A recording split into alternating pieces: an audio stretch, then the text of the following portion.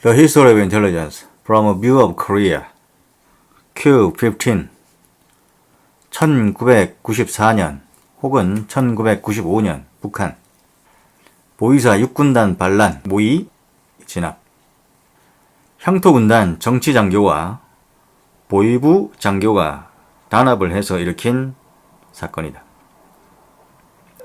청진 라남지구 육군단 국가안전보위부와 인민무력부 세력들이 쿠데타 모의를 하다가 보위국 여성 공작원의 제보로 전원 체포, 사살된 사건이다.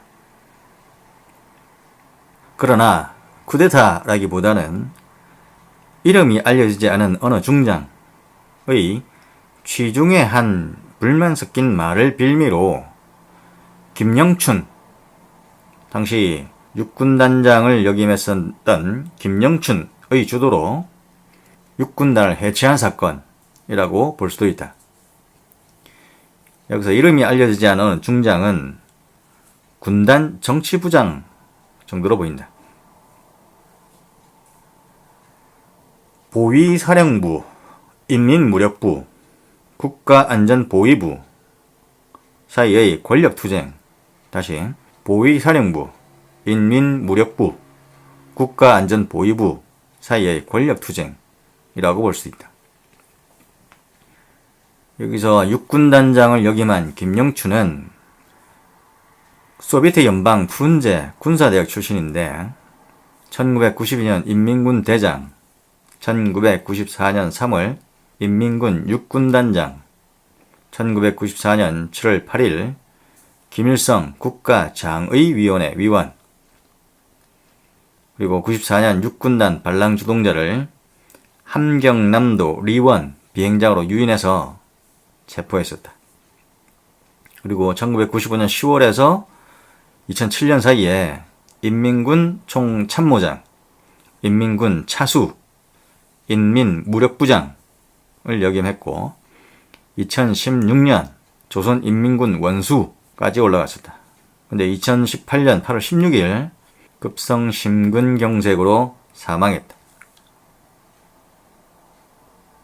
근데 그 이전에 사건들을 살펴보면 1956년 6월달에서 8월달 사이 종파 사건이라는 게 있었다. 이건 이제 8월 숙청 사건이라고 하는데 이 종파 사건에서 반김일성 세력을 축출했다.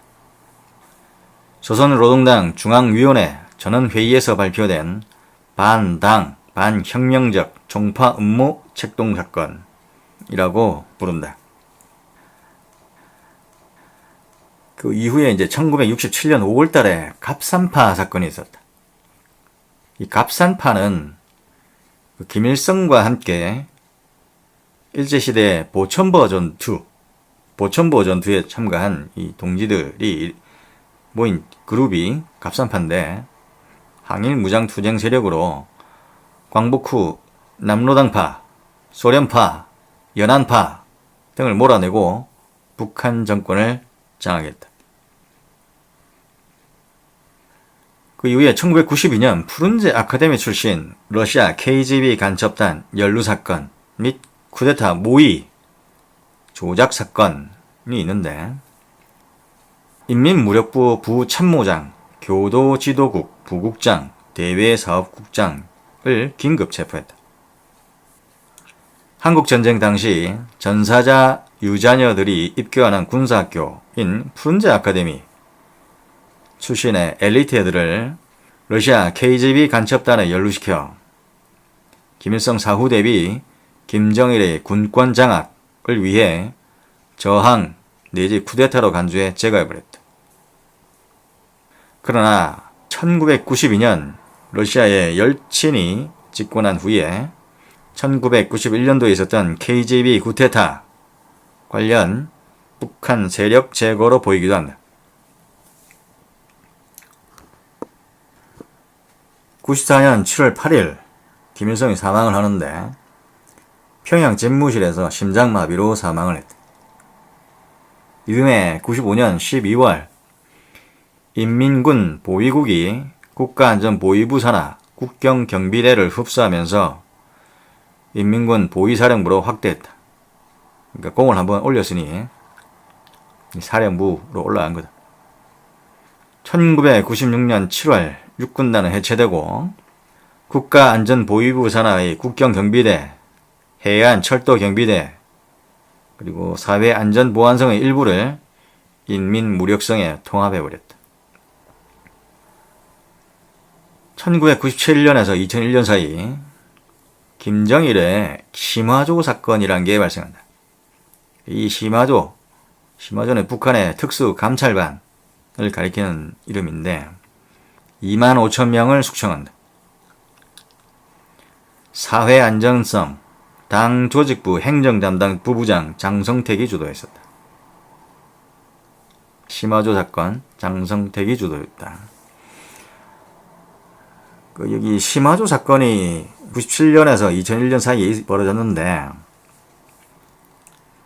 이 사이에 이제 1998년 8월달 이제 한여름에 송림제철소 혹은 황해제철소라고도 하고 원래 해방 전에 1914년도에 미쯔비시 제철이 이제 바뀐 이름이 송림제철소, 황해제철소인데 거기서 학살 사건이 하나 벌어진다.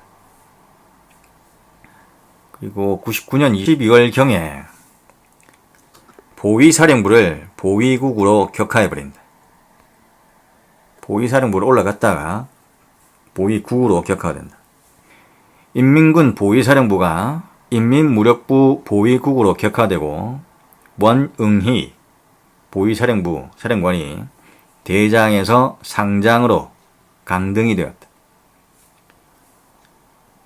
인민군 보위사령부 원응희 사령관의 보위사령부, 그러니까 지금 현재 인민무력부 보위국, 이 보위사령부를 인민군에서 노동당 중앙위원회 조직지도부 소속으로 이관하는 내용의 제의서를 올린 사실을 감지한 조명록 인민군 총정치국장, 그 당시 차수였는데 조명록 인민군 총정치국장이 이 원응희 사령관을 불러서 너희가 인민군 보위사령부냐 공화국의 보위사령부냐 라며 원사령관의 경솔함을 심하게 질책한 뒤에 김정일 국방위원장에게 보위사령부를 중앙당 조직지도부로 이관하는 것은 있을 수 없는 일이다 라고 강력하게 건의했었다.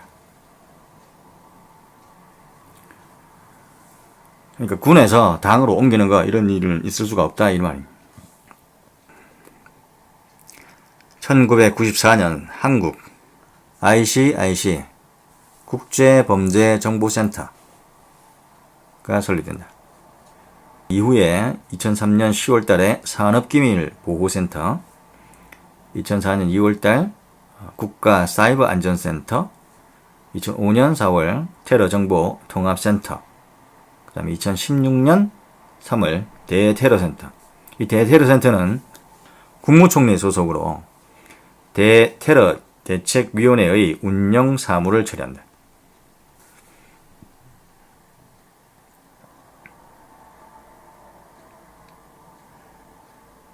그리고 94년 중국 애국주의 교육운동을 법제화한다. 애국주의 교육운동, 국가주의적 민족주의, 그 정도로 붙일 수 있는데 민족보다는 국가, 그리고 민족 말살이 아닌 동화정책이라고 볼 수 있다. 이 94년도의 애국주의 교육운동은 99년 서부 대개발 한화정책에 이어지고 이후 2002년 동북진흥 동북공정에 연결된다. 자, 애국주의 교육운동, 서부 대개발 한화정책, 동북진흥 동북공정. 1994년 1월 1일 북미 북아메리카 자유무역협정 나프타가 완료된다. 그러자 멕시코 사파티스타 민족해방군 치아파스주 근거지로 이제 민족해방군이 출범을 하게 된다. 자, 멕시코의 사파티스타 민족해방군이 치아파스 주를 근거지로 해서 출범을 하게 된다. 그러니까 북아메리카 자유무역협정이 발효됨과 동시에 민족해방군이 출범을 하게 된 건데, 이 사파티스타 민족해방군은 자유지상주의적 사회주의, 자유지상주의적 자치주의, Libertarian Municipalism, 자유지상주의적 마르크스주의, Libertarian Marxism, 이런 사상에다가 마야 원주민의 정치사상이 결합되어 있다. 다시 멕시코 사파티스타 민족해방군의 사상 배경을 보면 자유지상주의적 사회주의, 자유지상주의적 자치주의, 자유지상주의적 마르크스주의, 마야 원주민의 정치사상이 결합되었다. 사파티스타 민족해방군이 출범한 것을 보고 뉴욕타임즈는 이것을 최초의 포스트 모던 혁명이라고 칭했었다. 자, 뉴욕타임즈 최초의 포스트 모던 혁명, 멕시코 사파티스타 민족해방군. 이것은 영류 세계화, 반신 자유주의 사회 운동과 연대하고 원주민의 지역 자원, 특히 그 원주민의 토지의 통제를 추구하려 했다. 여기서 영류 세계화라는 말이 나오는데, 영이란 말은 이제 헤어진다는 뜻인데, Alter globalization, also called as alternative globalization or alter mondialization, from the French alter mondialization and overlapping with the global justice movement. 그 신자유주의와는 다른 정치면, 경제면, 사회체제면에서의 인권, 민주주의, 평화, 사회정의 구축 등의 세계화를 모색하고 추진하는 모든 운동. 다시, 이 영류세계화란 말은 신자유주의와는 다른 정치, 경제, 사회 이런 면에서의 인권, 민주주의, 평화, 사회정의 구축, 이런 세계화를 모색하고 추진하는 이런 운동을 가리키는 것이다. 여기서 이제 참가자들을 알터 몬디얼리스트라고 부른다. 그러니까 이거는 반세계화 운동이 아닌 것이다. 그러니까 인권, 민주주의, 평화, 사회정의 이런 것을 부르짖으면서 세계화를 모색하는 운동인 거다. 그러나 1995년 북아메리카 자유무역협정이 발효되고 나서 금융위기가 오게 된다. 이듬해 1995년 멕시코 금융위기가 오고 97년 동아시아 금융위기가 와서 태국, 인도네시아, 필리핀, 말레이시아, 한국 등이 금융위기를 겪는다. 참고로 중국이나 베트남은 금융위기를 겪지 않았었다. 97년 7월 28일 태국이 IMF 구제금융을 신청했었고 인도네시아, 말레이시아 등으로 외환위기가 확산되었다. 97년 11월 21일 한국 역시 IMF 구제금융을 신청하게 된다. 그 IMF 조건에 IMF conditionality, 고금리, 부채 축소, 기업 구조조정, 공공부문 구조개혁 이런 것들을 IMF에 요구했었다. 실업이 증가하고 1997년 12월 3일부터 2001년 8월 23일 사이에 한국은 IMF의 그 부채를 상환하게 된다. 그리고 98년도 러시아 역시 이제 금융위기를 겪었는데 아예 모라토리엄 못 주겠다라는 선언을 해버렸다. 94년 2월 24일 미국 FBI가 CIA에 근무하는 KGB의 이중 스파이 알드리히 에임즈를 검거한다. 다시 FBI가 CIA에 근무하는 KGB의 이중 스파이 알드리히 에임즈, 그러니까 소비에트 동유럽 지부 책임자인데 그 당시 CIA의 소비에트 동유럽 지부 책임자로 근무하는 이 알드리히 에임즈를 FBI가 검거해버린다. 그래서 아스핀 브라운 위원회의 조사가 있었고 재판을 받아서 이제 94년 4월 19일 종신형 선고를 받게 된다. CIA와 FBI, 정보기관 간 방첩 업무 협조를 위해 국가방첩센터 NCC National Counterintelligence Center가 설립된다. 그러니까 국가방첩센터 NCC가 설립된 계기가 알드리히 에임즈 사건이 있고 나서 이제 설립된 거고, 이것은 CIA와 FBI 정보기관 간 방첩 업무 협조를 위해 설립된 거다. 그리고 법 집행을 위한 통신지원법 칼레아가 제정된다. 칼레아법은 감청이 용이하도록 통신사의 기술적 조치를 요구할 수 있는 그런 법이 통신지원법 칼레아법이 되겠다. 1994년 4월 르완다, 우간다, 프랑스 르완다 대학살 사건이 벌어진다. 다수인 후투족 출신 주베날 하비야리마나 대통령이 전용기 격추 사고로 숨지자 이 후투족 강경파가 100여일 동안 인구의 14%인 투치족과 후투족 온건파 등 80만을 학살한다. 100일 동안 80만 명을. 투치족 생존자들은 우간다로 망명을 한다.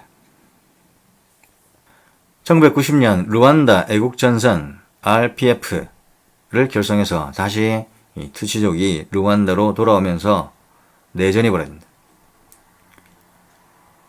94년 7월, 그러니까 한 3개월 지나고 투치족의 르완다 애국전선이 수도인 키갈리를 점령하면서 종료되어 버린다.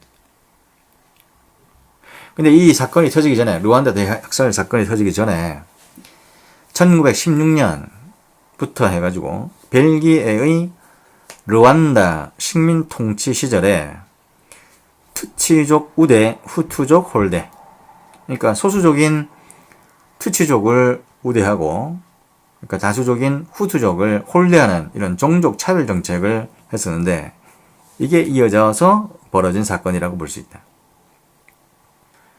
2008년 8월 5일 르완다 정부는 1994년 대학살, 르완다 대학살에 연루된 에드와르 발라디르 당시 프랑스 총리하고 프랑스와 미테랑 당시 대통령, 그리고 알랭 주페 당시 외무장관, 그리고 도미니크 드빌팽 전 총리, 당시에는 이제 주페 외무장관의 수석 보좌관이었는데 이들의 단죄를 촉구했었다.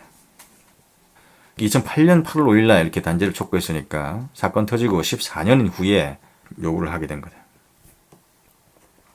자, 르완다 대학살, 르완다, 우간다, 프랑스, 그리고 벨기에의 투치족 우대, 후투족 홀대 정책. 1994년 12월 23일 러시아와 체첸. FSB가 모스크바 순환선 폭파 공작을 벌인다.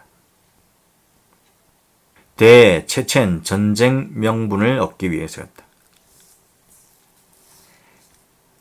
94년 12월 달부터 해가지고 96년, 그러니까 한 2년 조금 못되게 제1차 체첸 전쟁이 벌어진다. 그리고 한 3년 있다가 1999년 8월 26일부터 2009년 4월까지 제2차 체첸 전쟁이 벌어진다. 여기서는 이제 체첸 독립파와 러시아 연방 및 친러시아계 체첸 세력 사이의 전쟁이었다. 제2차 체첸 전쟁 was an armed conflict on the territory of Chechnya and the border regions of the North Caucasus between the Russian Federation and Chechen Republic of Ichkeria, also with militants of various Islamist groups, fought from August 1999 to April 2009.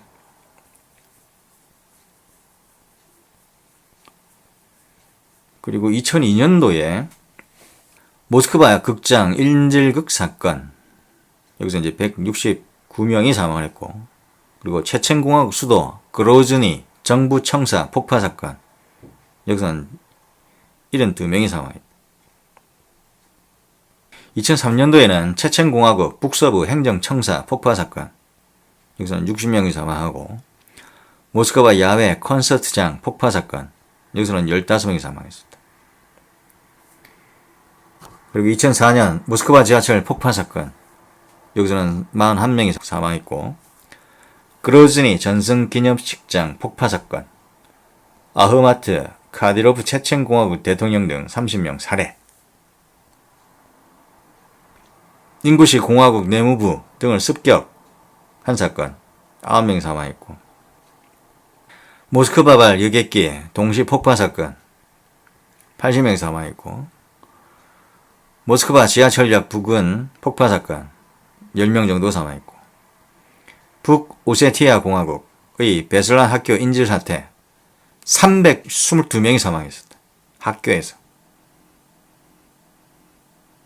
자, 1994년 12월 23일 러시아와 체첸 FSB가 모스크바 순환선 폭파 공작을 했는데, 그것은 대체첸 전쟁 명분을 얻기 위해서다. 1995년 한국 국가정보연구회가 설립되었다. 1995년 미국 이 마틴 리비키가 해커전, 사이버전을 예견했다. 그 정보전의 개념을 정립했는데, 그 특성별로, 목적별로 정보전의 개념을 정리했다. 지휘 통제전, 첩보전, 전자전, 심리전, 해커전, 경제정보전, 사이버전, 지휘 통제전, Command and Control Warfare, 첩보전, Intelligence Warfare, 전자전, Electronic Warfare, 심리전, Psychological Warfare, 해커전, Hacker Warfare, 경제정보전, Economic Information Warfare, 사이버전, Cyber Warfare, 지첩전신 해경사. 마틴 리비키 해커전, 사이버전 예견했다. 이 중에서 해커전, 경제정보전, 사이버전은 네트워크 중심의 정보전에 속하는 개념이다. 그러니까 네트워크 중심으로 해커전, 네트워크 중심으로 경제정보전, 네트워크 중심으로 사이버전. 이 사이버 전쟁을 수행하는 데 있어서 핵심 역량이 몇 가지 있는데, 사이버 심리 공작, 군사 기만 작전, 작전 보안, 컴퓨터 네트워크 공작, 전자 전쟁.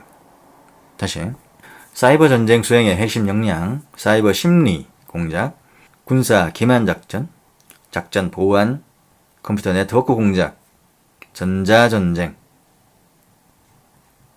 사군작험전. 1995년 미국 도이치 규칙, 도이치 룰즈. 범죄에 가담 경력이 있거나 반인륜 공작원, 그러니까 Human Rights Violation, 인륜에 반하는 어떤 행위를 한 공작원을 해고를 했다. 그게 이제 도이치 규칙인데, 이로 인해서 침투 공작 활동이 위축이 된다. 그러다가 2001년 9.11 사건이 터지고 나서 2002년도 7월달 되면 이 도이치 규칙을 폐기한다. 하지만 조심을 할 거는 같다. 1995년 4월 19일 미국 오클라호마 연방청사 테러, 오클라호마 시티 버밍. 티머시 맥베이, 테리 니컬스가 주 범인이었는데 168명이 사망을 하고 680명이 부상을 입었다. 그 이듬해 96년 4월 24일 날 종합방지테러법, 혹은 종합테러방지법, 혹은 반테러법 이렇게 번역이 되는데, The Anti-Terrorism and Effective Death Penalty Act of 1996. 사형 집행을 원활하게 할 수 있는, 그러면서도 반테러에 관한 어떤 법률이 되겠다.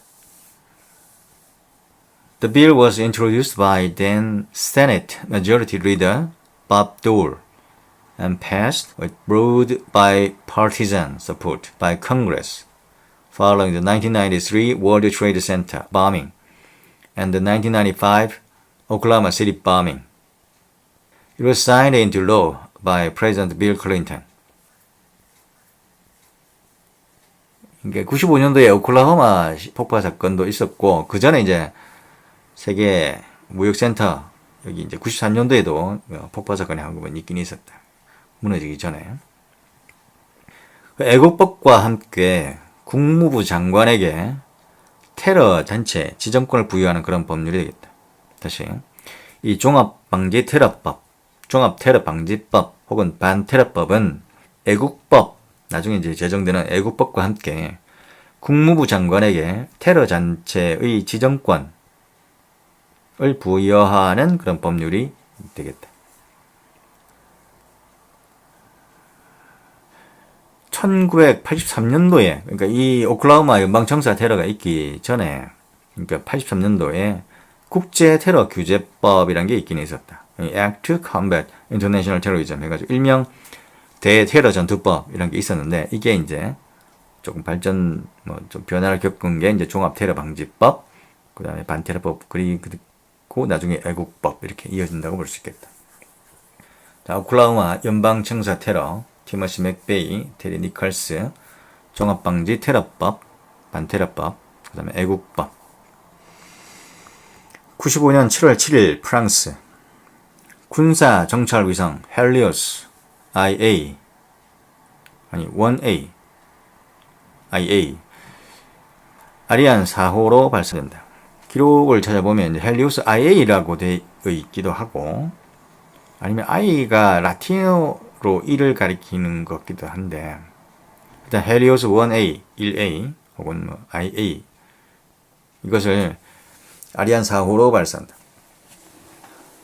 헬리오스 2 시스템, 그러니까 프랑스, 벨기에, 스페인, 그리스가 함께 사용한다. 다시, 프랑스, 벨기에, 스페인, 그리스. 여기 독일 없고 영국이 없다. 프랑스, 벨기에, 스페인, 그리스가 헬리오스 2 시스템을 함께 사용한다. 2004년 12월 18일 헬리오스 2A 하고 2009년 12월 18일, 그러니까 5년 터울로 동일 형태의 헬리오스 2B 위성이 발사된다. 그러니까 2004년도와 2009년도에 쌍둥이 헬리오스 2A, 헬리오스 2B가 발사가 되는데, 프랑스의 방위사업청 DGA에서 발주했었고, 그 다음에 CNES, 프랑스 국립우주연구센터인 CNES가 주관했다. 해상도 30cm의 영상 장비가 있고 적외선 촬영을 할 수 있다. The Helios 2 system includes Helios 2A and Helios 2B, both of which are European military observation satellites used by France, Belgium, Spain, and Greece. Helios 2A was launched on December 18, 2004 by an Ariane 5 rocket from French Guyana.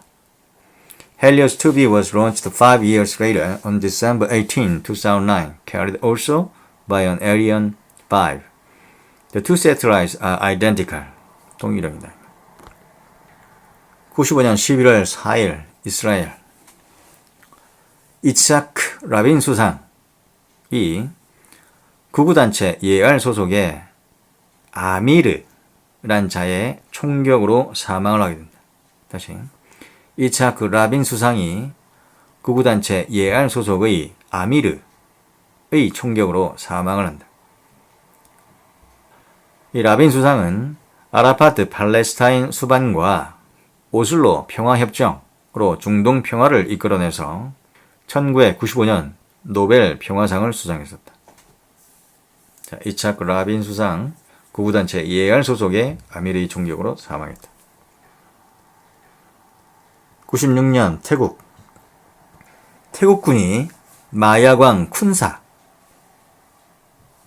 마약 재배 지역인 치앙마이 일대를 토벌한다. 다시, 96년도에 태국군이 마야광 쿤사의 마약 재배 지역인 치앙마이 일대를 토벌한다.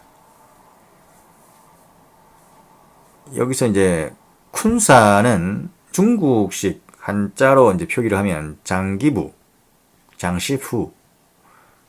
이제 태국 이제 발음으로 이제 쿤사라고 하는데 의미는 이제 마을 촌장이라는 뜻이다. 96년 1월 달에 버마 정부에 항복을 하고 란군으로 이주를 한다.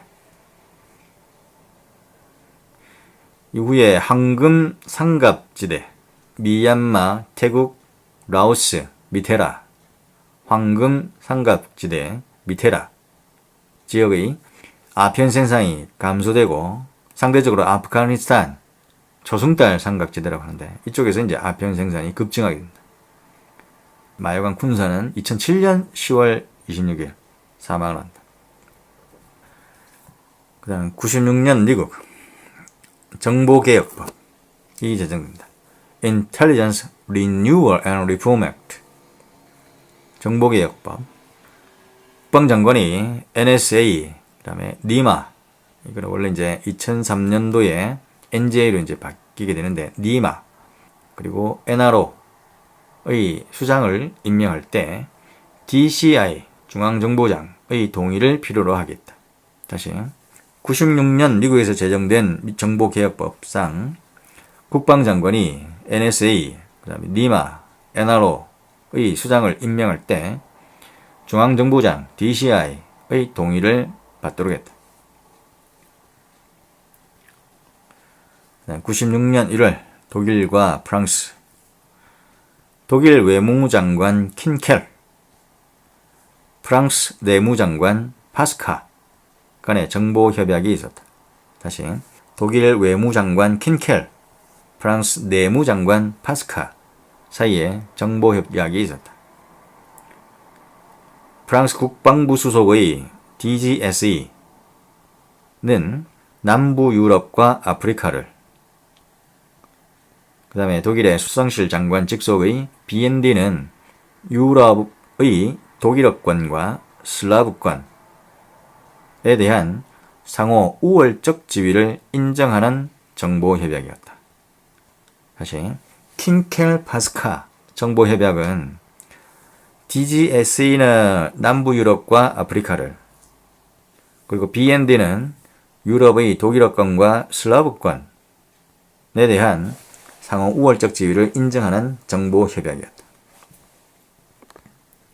1996년 10월 미국 국가영상국 리마가 창설된다.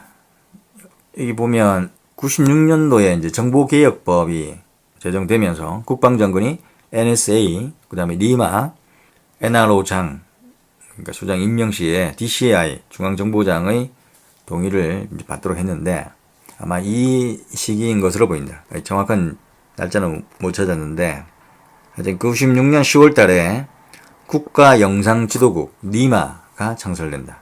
National Imagery and Mapping Agency. 이것은 이후에 국가지형정보국, 2003년도에 국가지형정보국 NGA로 이제 확대 개편이 된다. National Geospatial Imagery Agency.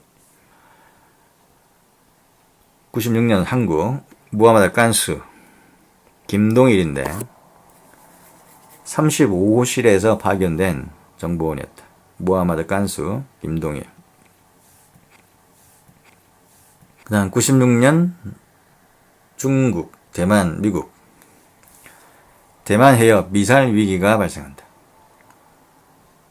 그러니까 95년 7월, 96년 3월 사이에서 9개월 정도 그 둥펑 단거리 미사일 10기를 대만의 특정 목표 지역을 향해서 중국이 발사 훈련을 했었다. 그러니까 둥펑 미사일을 대만 부근에들에게 쏜 건데 그 떨어진 탄착지 지역이 대만 북부의 지롱항에서 18해리, 대만 남부의 가오슝항에서 20해리 이 떨어진 곳이 이제 탄착 대상이었는데 근데 이 지역은 거리상으로는 중국 본토에 더 가까운 지역이었다. 게다가 이 둥펑 미사일, 단거리 미사일 10기도 악천후로 인해서 그렇게 성공적으로 발사되지도 탄착권을 이렇게 형성하지도 못한 것으로 보입니다. 근데 이 미사일 발사 사건을 두고서 이 당시 이제 대만에 총통 선거가 있었는데 대만 독립 문제가 이슈가 되면서 본성인 출신인 리덩후이, 이등휘 총통이 당선이 된다. 이에 대해 미국의 대만협회 AIT 전 이사장 리처드 부시 3세가 한마디를 했는데, 이 사건 이후, 그러니까 대만 해협 미사일 위기, 미사일 사건 이후 미국은 대만의 민주정치를 3자 관계를 정립하는 과정에서 중요한 고려사항으로 간주하기 시작했으며, 이러한 자세는 현재까지 변하지 않고 있다. 이 사건은 미국이 항공모함 전단 파견과 같은 명확한 방식으로 대만의 안전보장을 약속할 필요가 있다는 점을 분명하게 인식시켜 주었다.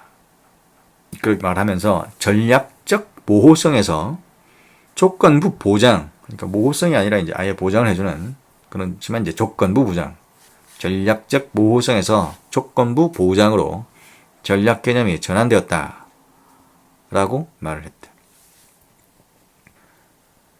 다음 97년 한국과 북한.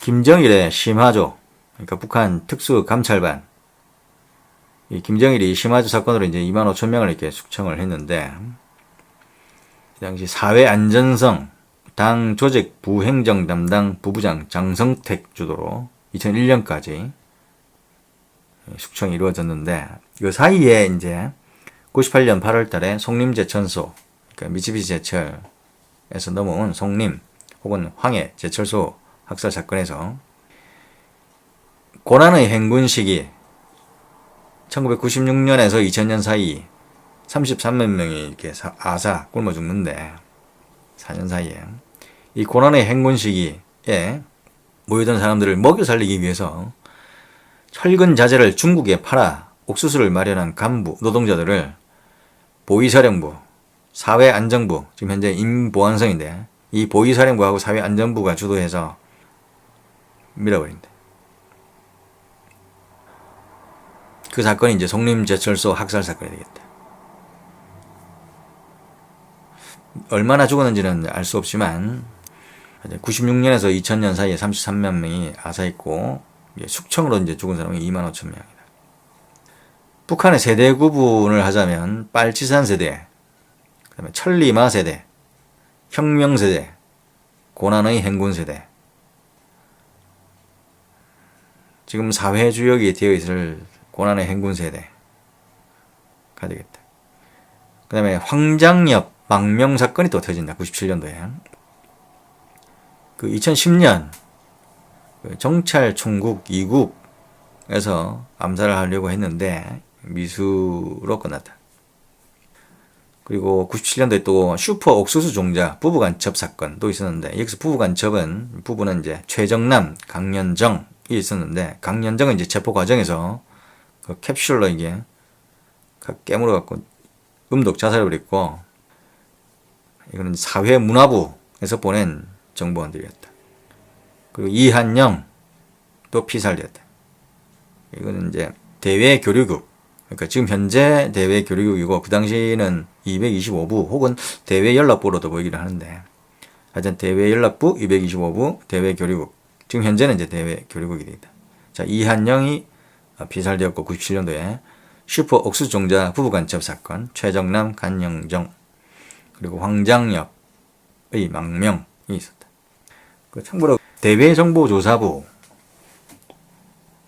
그러니까 대외연락부는 이제 225부 대외교류국 이런 식으로 넘어가는데, 대외정보조사부는 당 35호실, 조선노동당 35호실로 이제 바뀌었다가 지금 현재는 정찰총국 해외정보국. 다시 대외정보조사부는 조선노동당 35호실로, 그리고 정찰총국 해외정보국으로 이렇게 이어진다. 그리고 북풍공작 사건도 터진다. 이건 안기부에서 주도했는데, 15대 대선에서 김대중 후보의 북한 연루소를 유포했었다. 하지만 김대중 후보가 대통령으로 당선되고 나서 그 다음 해 99년 1월 21일 안기부는 역사 속으로 사라지고 국정원 NIS로 변경이 된다.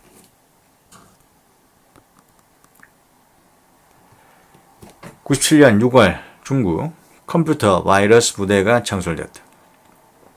그 중국 인민군 대령 퀴아오량하고 왕샹수이 이 두 명이 무한전쟁 Unrestricted Warfare China's Master Plan to Destroy America 라는 글에서 비대칭 전쟁에 대해 언급을 했었다. 비대칭 전쟁, 대칭 전쟁이 아니고 비대칭 전쟁. 군사력으로 이제 열세에 있는 어떤 국가가 군사적으로 굉장히 강한 국가를 맞서서 싸울 때 뭐가 필요한지 이런 내용을 이제 적은 글로 보인다. 97년 11월 20일 일본 통합망료회의 직속 방위청 정보본부 DIH가 발족되었다. 다시 통합망료회의 직속 방위청 정보본부 DIH가 발족됐다. 이 이전에 이제 북한의 미사일 발사 시험이 있었는데 이것을 이제 계기로 발족되었다.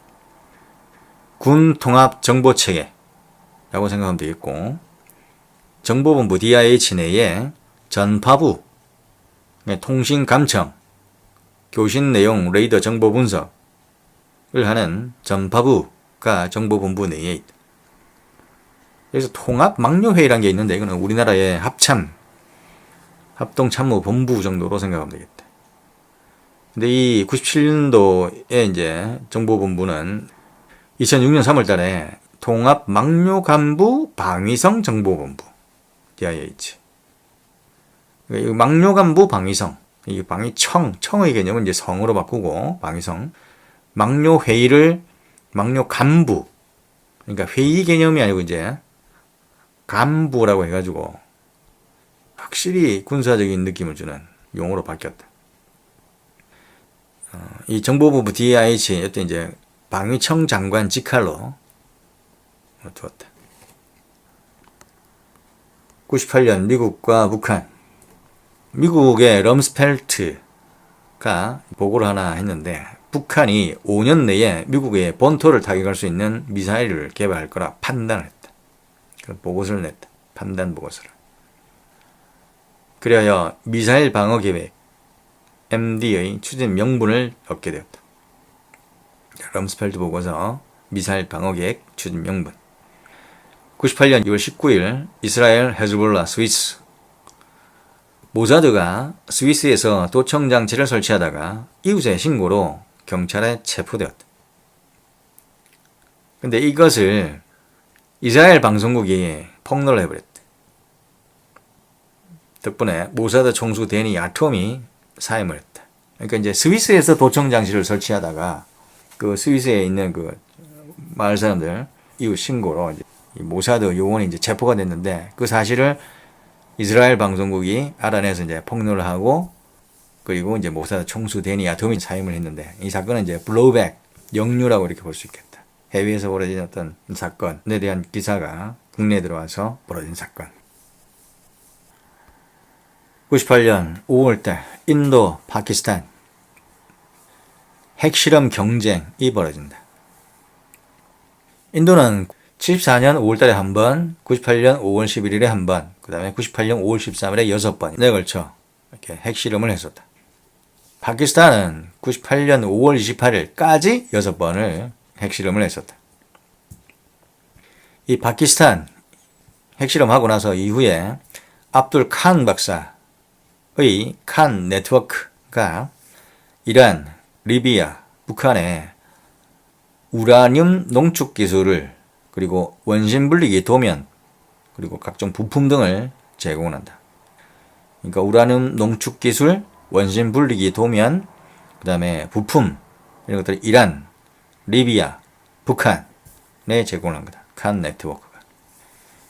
미국의 정보 공동체 IC는 인도의 바라티아 자나타 당의 핵무기 개발 선거 공약상하고 파키스탄 샤리프 수상의 인도 핵무기 개발 경고 이 두 가지를 무시했다. 이 두 가지 다 공개 정보였는데 이 두 가지 다 무시했었다. 98년 8월 19일 미국과 수단. 수단의 알시파 제약 공장 그리고 병원 오폭했었다. 이게 잘못 폭격을 했다 이 말인데, 공개 출처 정보를 무시하고 비밀 첩보 자료에만 근거해서 상황을 오판한, 그리하여 M1 알시파 제한 공장하고 병원이 폭격을 당한 거다. 98년 8월 31일 북한과 일본, 미국과 한국도 다 들어가겠다. 대포동 1호, 북측면으로는 광명성 1호 미사일이 일본 65km 상공으로 통과됐다. 이제 보통 20km 하면 이제 고공인데 훨씬 더 높이 이제 65km 상공으로 이렇게 통과했다. 대포동 1호, 북측면 광명성 1호, 98년 8월 30일. 근데 그 이전에 이제 93년도에 노동 1호가 있었고, 대포동 1호가 발사되고 나서 일본의 정찰 위성이 개발되는 군사력 강화의 빌미를 제공하게 되었다. 그래야 2003년 대포동 1호 발사하고 나서 5년 정도 있다가 2003년 3월 28일 일본은 정찰 위성 2기를 발사하게 된다. 광학 위성 1호, 레이더 위성 1호 2003년도에 발사하고, 90년대 말, 그러니까 이제 98년도 이제 파키스탄의 칸 네트워크가 이란, 리비아, 북한에 이제 우려하는 농축 기술, 원심 분리기, 도면, 부품 이런 것들을 제공했는데, 98년도 실험하고 이제 제공을 했는데, 그 사이 파키스탄이 핵실험을 6번째 한 게 이제 5월 28일, 6월달로 볼 수 있는데, 지금 북한은 요쯤 돼가지고 이렇게 받은 것이다. 핵실험에 성공해놨으니까 성공한 핵실험 자료를 이제 받은 거야. 기술하고 부품도 좀 받고. 2006년 7월 대포동 2호, 북측면 광명성 2호가 발사되었다. 대륙간 탄도미사일 ICBM급 장거리 미사일로 사정거리 3,500에서 6,000km, 미 알래스카를 사정거리로 두었다. 근데 발사 7분 후에 동해에 추락됐다. 미국 RC-135S, 그러니까 코브라볼이라는 정찰기가 원측 신호, 탤런트 관측을 했었다. 일본은 이후에 2006년 9월, 그러니까 2003년도에 위성 2기를 발사했는데 2006년 9월달, 그러니까 3년 정도 있다가 광학위성 2호, 그리고 2007년 7월 24일 날에는 레이더 위성 2호를 발사한다. 또 2009년 11월 광학위성 3호, 2017년 3월 17일 레이더 위성 3호, 이렇게 6기의 위성이 발사되었다.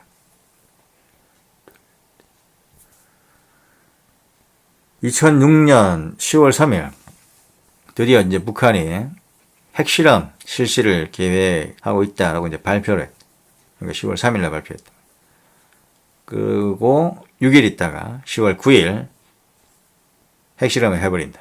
1차 핵실험을 하고, 그러면서 9번째 핵 보유국입니다. 그러니까 그전에는 이제 미사일을 발사하는 테스트를 한 거고, 이번에 이제 핵. 그러니까 이제 WC-135 불멸의 불소가 날아가서 대기 표본 수집, 징후 개척 활동, 메센트 활동, 특히 이제 누퀸트 활동을 하게 됐다. 다시 2006년 10월 3일 날에 이제 핵실험 실시 계획을 발표하고 6일 있다가 1차 핵실험, 2006년 10월 9일. 그럼과 동시에 9번째 핵 보유국이 되었고, 그러니까 핵 무기 보유국이라는 말이고, 이때 이제 WC-135 불멸의 불사조가 정찰기가 날아가서 대기 표본 수집 등의 징후 개척 활동, 메센트, 누퀸트 활동을 해서, 그리고 2009년 2차, 그리고 2013년 3차, 2016년 1월달은 수소폭탄 4차, 그리고 2016년 9월달 5차 핵 보유국 지위를 완전히 확보하고 증폭 핵분열탄, 그러니까 2016년도 5차 핵실험에서는 증폭 핵분열탄 10킬로톤을 실험했었다. 2017년 9월달에는 제 6차 핵실험을 했는데 여기서는 수소폭탄 50에서 70킬로톤 혹은 100킬로톤으로도 보이기도 하는데 수소폭탄 실험을 했었다. 이때 인공지진 규모에 대해 한국 기상청은 5.7, 일본 기상청은 6.1, 미국 지질조사국 USGS는 그리고 이제 중국 당국은 6.3으로 발표했다. 미국하고 중국이 이제 가장 높게 발표를 했는데 6.1, 그러니까 일본 기상청이 발표한 6.1은 히로시마 원폭 규모라고 볼 수 있다. 최대 160km 내에 있는 건물이 파괴되는 수준이라고 보면 된다. 여기서 누크 힌트가 나오는데 징후 계측 정보 메센트의 일종이다. WC135 불멸의 불사조 컨스탄트 페닉스는 대기 표본 수집, 그리고 베라 핵폭발 감시 장비는 섬광 특성을 분석한다. 다시 누크 힌트는 징후 계측 정보의 일종으로 WC135 불멸의 불사조는 대기 표본을 수집하고 베라 핵폭발 감시 장비는 섬광 특성을 분석한다. 1998년 8월 31일 대포동 1호. 자, 98년 9월 북한 행정 집행기관인 정무원. 그러니까 이거는 72년도 사회주의 헌법으로 개정할 때 이제 정무원이라는 이름을 붙였는데 중국 같은 경우는 이제 국무원이 있고 이제 북한은 정무원이 있었는데 이 정무원의 명칭을 내각, 그러니까 이름을 내각이라 바뀌었다. 협의의 정부라는 뜻의 개념으로 보면 되겠다. 이때 내각은 폐지된 국가 주석과 중앙인민위원회의 일부 임무와 권한을 이양받아서 정무원의 행정적 집행기관 기능에 전반적 국가 관리기관으로서의 권한을 추가했다. 국방 분야를 제외한 대부분의 행정 및 경제 관련 사업을 관할하는 기구가 되겠다. 그러니까 내각이. 참고로 이제 공화국 정부란 말이 있는데 넓은 의미로는 조선민주주의 인민공화국의 내각, 그리고 최고인민회의, 그 다음에 최고재판소인 사법부를 통틀어 일컫는 말일 수도 있고, 좁은 의미로는 조선민주주의 인민공화국 내각, 말 그대로 내각만 가리킬 수도 있다. 그러니까 공화국 정부 했을 때 이 말이 광의로는 입법, 사법, 행정 이 개념이 이제 내각, 최고인민회의, 사법부를 통틀어서 이제 가리키는 말일 수도 있고, 그 다음에 협의로는 이제 내각만 가리키는 말일 수도 있다.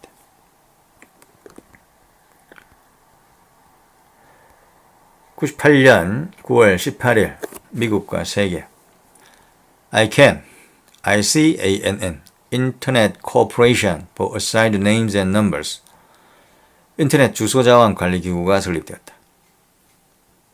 초국적 비영리 민간기구로 DNS 관리, 도메인 네임 서버 혹은 도메인 네임 시스템을 관리하고 IP, 인터넷 프로토콜, 주소 공간을 할당하며 프로토콜 파라미터를 지정하고 루트 서버 시스템을 관리한다. 다시, ICANN은 인터넷 주소자원 관리기구로 초국적 비영리 민간기구인데 DNS 관리, IP 주소 공간 할당, 프로토콜 파라미터 지정, 루트 서버 시스템 관리 등의 업무를 한다. 세계 지적재산권 관리기구를 통한 도메인 명칭 분쟁 해결 방안 업무도 한다. 예를 들어서 도메인 투기, 사이버 스쿼팅 같은 거. 그 다음에 일반 최상위 도메인 하고 7개. 그 다음에 국가부호 최상위 도메인 224개. 이걸 이제 정의했는데 일반 최상위 도메인 GTLD Generic Top Level Domain 그러니까 .gov, .edu, .com, .org, .mil, .net 여기다가 이제 .int를 더하고 .arpa를 빼버렸다. 그러니까 일반 최상위 도메인 7개가 gov, edu, com, org, 그 다음에 mil, net 여기다가 int를 더하고 이러면 이제 8개인데 알파가 있었던 것을 이제 빼버려서 이제 7개. 그리고 이제 국가 부호 최상위 도메인 CCTLD Country Code Top Level Domain 그러니까 CC Country Code 요건 이제 224개. 자, 일반 최상위 도메인 GTLD gov, edu, com, org, mil, net int 빼기 알파. 그 다음에 국가보호 최상위 도메인 ccTLD 224개. 98년 10월 미국 디지털 밀레니엄 저작권 DMCA가 제정된다. 98년 위포 저작권 조약 및 실현 음반 조약. 그러니까 저작권 조약은 이제 WCT, Copyright Treaty라고 보면 되고, 이제 실현 음반 조약은 WPPT, 실현 음반 조약 이행법 하고, 그 다음에 온라인 저작권 침해 책임 제한법, 컴퓨터 유지 경쟁 보장법 이런 것들로 구성되어 있습니다. 다시 98년 10월 달에 디지털 밀레니엄 저작권법 DMCA가 제정되는데, 여기에는 위포 저작권 조약 및 실현 음반 조약 이행법, 그리고 온라인 저작권 침해 책임 제한법, 그 다음에 컴퓨터 유지 경쟁 보장법으로 이렇게 구성되어 있다.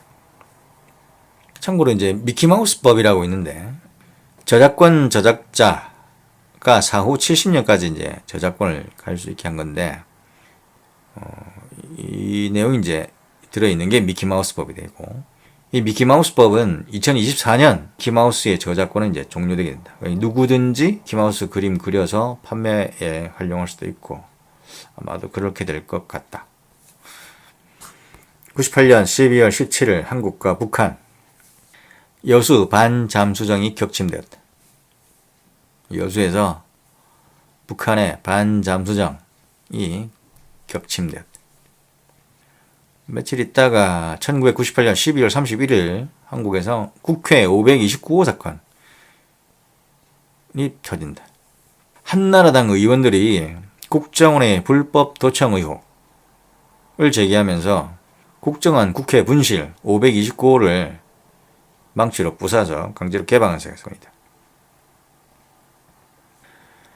국정원의 국회 사찰에 대해 이제 정치 쟁점화가 되었고, 이에 따라 이종찬 당시 국정원장이 사퇴했다. 이종찬 국정원장은 99년 1월달부터 99년 5월까지 한 4개월 이렇게 재임했었다. 99년 1월 21일 한국 국가정보원 NIS National Intelligence Service 이 이름을 이렇게 1월 21일에 이렇게 바꾸게 되는데, 그 전에 이제 안전기획부, 여기 지금 국회 529호 사건을 할 때 이제 국정원 불법 도청 의혹 사건이라 한 거는, 이 당시에는 이제 안기부, 안전기획부였는데, 나중에 이제 국정원으로 이름 바뀌었으니까, 그걸 이제 적용해서 국정원의 불법 도청 의혹 사건 이렇게 붙인 거예요. 국정원의 이름을 가진 것은 국회 529호 사건이 일어난 후에 이름을 바꾼 것이다. 99년 1월 21일 국가정보원 NIS, 그러니까 국가안전기획부가 국가정보원으로 이제 이름이 바뀌게 되는데, 자유와 진리를 향한 소리 없는 헌신, 오직 대한민국 수호와 영광을 위하여 Anonymous Dedication to Freedom and Truth를 모토로 하고 있다. 국정원은 96년 11월 11일 중앙정보연구위원회, 그리고 1961년 6월 13일 혹은 61년 5월 20일 중앙정보부, 81년 1월 1일 국가안전기획부, 이때는 이제 모토가 정보는 국력이었고, 99년 1월 21일 국가정보원, 이렇게 순서가 이어지겠다. 자, 중앙정보연구위원회, 중앙정보부, 국가안전기획부, 국가정보원. 99년 동국관, 폴란드, 헝가리, 체코, 이 나라가 나토에 가입한다. 원래 바르샤바 조약 기구에 있었는데 탈퇴하고 99년도에 이제 폴란드, 헝가리, 체코가 나토에 가입한다. 이후에 2004년 3월 29일에는 발트 3국, 그러니까 리에라, 리투아니아, 에스토니아, 라트비아도 가입을 하게 된다. 99년 한국 민족민주혁명당 민민혁 간첩 사건이 터졌다.